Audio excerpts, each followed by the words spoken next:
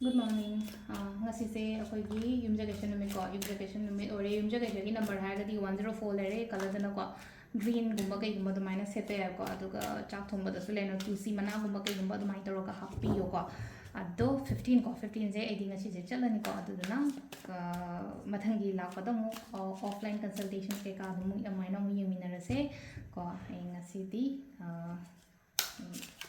yumda hai tare ko yum अमुक हल्लनी को high Manipur थादोगा दुना हाई कितन थामनी लेरगा नत्रगा हाई दिवाली और नवंबर दिसंबर साइसिदा अमुक लाप कांदा मैं अमुक नरसे हदुताजो मसी के वेना को कार्ड से ओम गतन को थोपिरो को आमदा नंबर है जगरे 104 लेरे कलर ग्रीन से लो हाई गरे चाक थोंबदा कोइना केनो मा हाई तरा संग मचु महा प हाई गदु दुना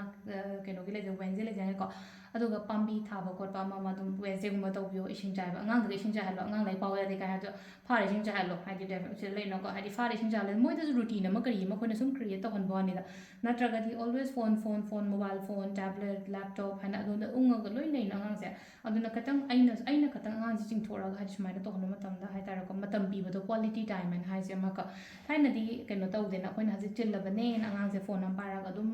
केनो तौरगा तुमिना बुलाइरादि न तौजा को them छोरेबा last the angang ina ngang batade natraga keno to haidi haiba yade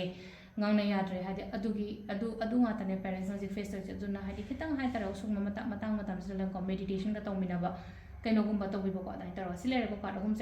ahum se ama khala se 1 consider 2 consider 3 consider ma khala se ko first kan ba ko first in investment hai ta se sa aina jin haidi kan investment quality oiba pot invest over pesha nu chawai tar su mafam chane invest over matam moi tar su mafam chane invest over ko na khandara kholaga dumai tar ani shuba sin like ko hadi wakhan ngai na kena mong na le ko amuka hen aphaba attract tawani ko ahum suba sin na kaino met khida isai ta na matam ga pibo do ithan da matam piraga silai no ko laiba me am ko yam na when relate oi ko ahum hai tar amma sin ga ithan da layo meditations ka tawo hai tar ko mayam de kitam cut off tar ga layo ko lo kain tar dai laiba sisna ko ye cut message lo timing